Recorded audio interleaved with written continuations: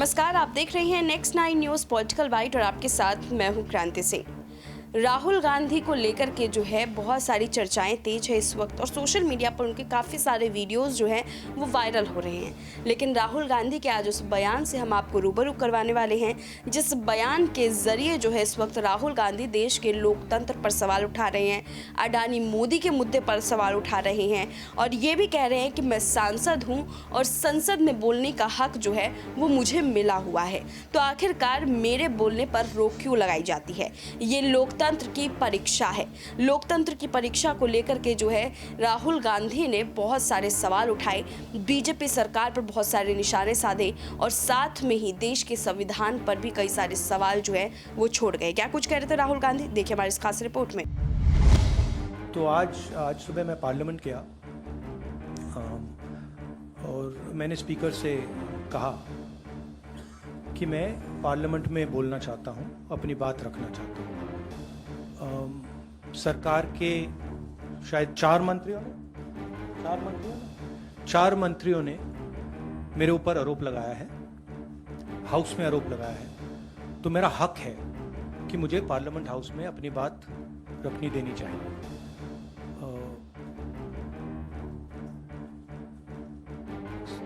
Clarity नहीं है, मगर मुझे नहीं लगता है कि मुझे बोलने देंगे।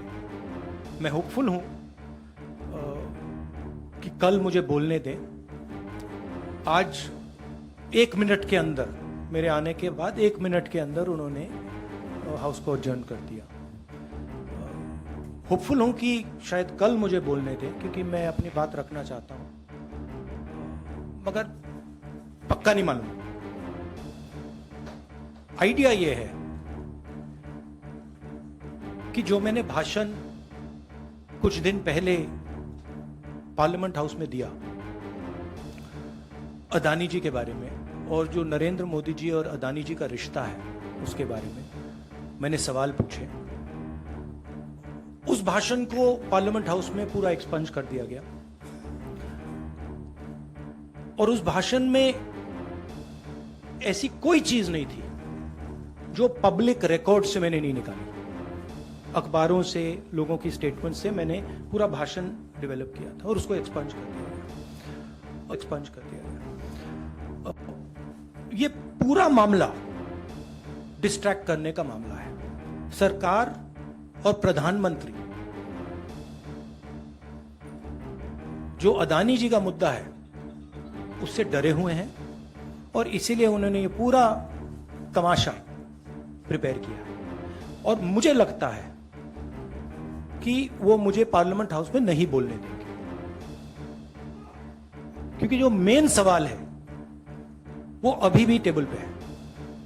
अदानी जी और प्रधानमंत्री का रिश्ता क्या है? जो डिफेंस कॉन्ट्रैक्ट्स अदानी जी को दिए जा रहे हैं वो क्यों दिए जा रहे हैं? जो श्रीलंका में, बांग्लादेश में बात हुई है वो क्यों हुई, किसने की? ऑस्ट्रेलिया में जो प्रधानमंत्री जी और स्टेट बैंक के चेयरमैन और अदानी जी के साथ जो मीटिंग हुई वो क्यों हुई, उसमें क्या डिस्कस हुआ? तो ये सब सवाल हैं जो प्रधानमंत्री जिसके जवाब नहीं दे पा रहे और ये मेन बात है। मैं एमपी हूं तो मेरी पहली रिस्पॉन्सिबिलिटी पार्लियामेंट में जवाब देने की है और मैं चाहता हूं कि पार्लियामेंट में जवाब देने के बाद मैं आपके साथ डिटेल में डिस्कशन करूं, मगर उससे पहले मैं डिटेल में आपके साथ नहीं जाना चाहता हूं, क्योंकि वो एज एन एमपी वो हमारा प्लेटफॉर्म है। एक minute please. See, I want to make it clear, unfortunately for you, I am a member of parliament and as the allegation has been made in parliament by 4 ministers, it is my right to have the opportunity. It's my democratic right. So if Indian democracy was functioning, I would be able to say my piece in parliament. So please, let me speak. Mausami, please let him finish. So actually what you are seeing is a test of Indian democracy.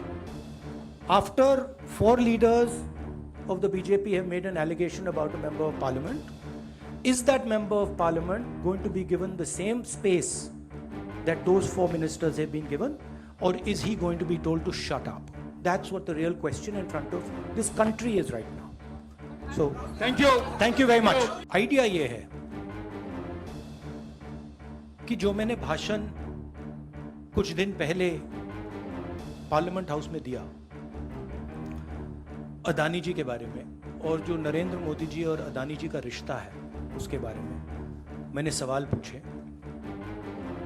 उस भाषण को parliament house में पूरा expunge कर दिया गया। और उस भाषण में ऐसी कोई चीज नहीं थी जो पब्लिक रिकॉर्ड से मैंने नहीं निकाली। अखबारों से, लोगों की स्टेटमेंट से मैंने पूरा भाषण डेवलप किया था और उसको एक्सपंज कर दिया गया।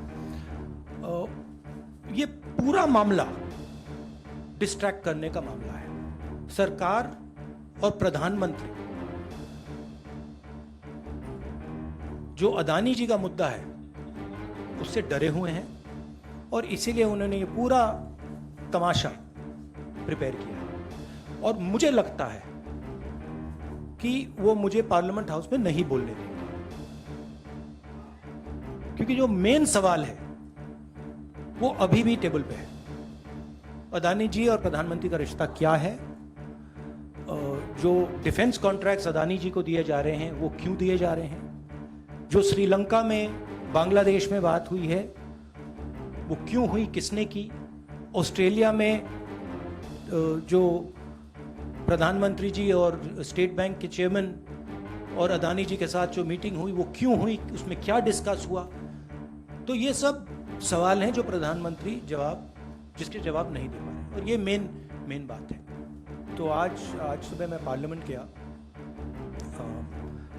और मैंने स्पीकर से कहा कि मैं पार्लियामेंट में बोलना चाहता हूँ, अपनी बात रखना चाहता हूँ। सरकार के शायद चार मंत्रियों ने मेरे ऊपर आरोप लगाया है, हाउस में आरोप लगाया है। तो मेरा हक है कि मुझे पार्लियामेंट हाउस में अपनी बात रखनी देनी चाहिए।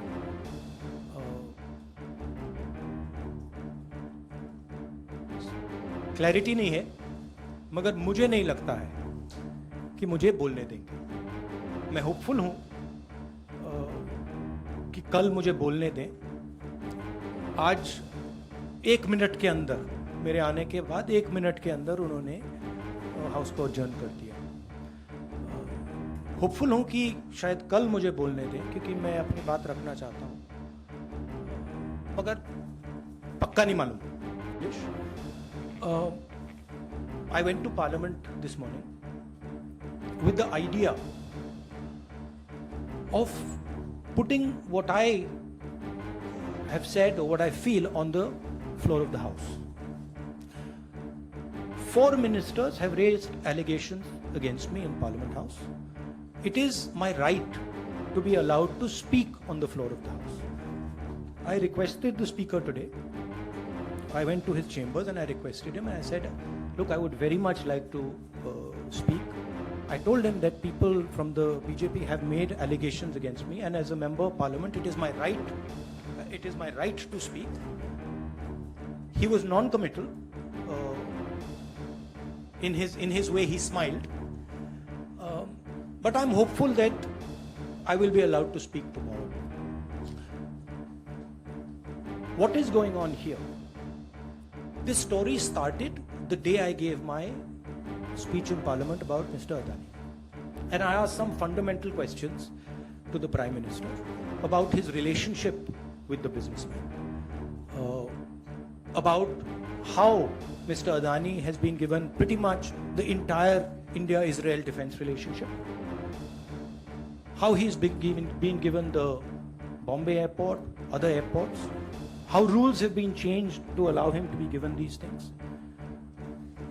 What happened in Australia between the Prime Minister, Mr. Adani, and the Chairman of the State Bank, and one of the Chief Ministers of one of the states in Australia. It's a picture that is visible to everybody. Why is the Prime Minister of India sitting with the State Bank Chairman and Mr. Adani and an Australian leader? What is he discussing, and why after that discussion is almost $1 billion pledged by the State Bank to Mr. Adani?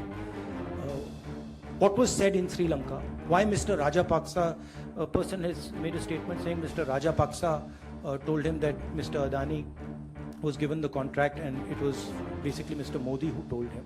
The same in Bangladesh. So these are relevant questions. And the whole idea is that these questions must not be on the table. And that is why this whole exercise of 4 or 5 ministers, the Prime Minister giving a speech to distract from this fundamental question, which is what is the relationship between the Prime Minister of India and Mr. Adani and his companies, and more importantly, whose money is in these shell companies? Who is this unknown person whose money is in these shell companies? What is his relationship with Mr. Adani? These are the questions. I would like to go into the details with you. Unfortunately, I'm a member of Parliament and I'm hopeful that I will be allowed to speak in Parliament. So I would like to first place my statement on the floor of the House, and then after that I'll be happy to have whatever discussion you want with me. हमारे इस खास programme के जरिए हमने आपको बताने की कोशिश की है कि देश के लोकतंत्र को लेकर के इस वक्त विपक्ष जो है वो कितना ज़्यादा हमलावर नजर आ रहा है। लेकिन क्या देश के लोकतंत्र पर उठ रहे सवाल आप लोगों को भी हकीकत लगता है? क्या सच में देश के लोकतंत्र पर जो है ये जो सवाल उठाए जा रहे हैं वो सही हैं? और देश के लोकतंत्र पर सवाल उठाना कितना सही है? आप कमेंट सेक्शन में जरूर बताइएगा। अभी के लिए बस इतना ही। देश दुनिया की तमाम बड़ी खबरों के लिए देखते रहिए नेक्स्ट 9 न्यूज़ पॉलिटिकल बाइट।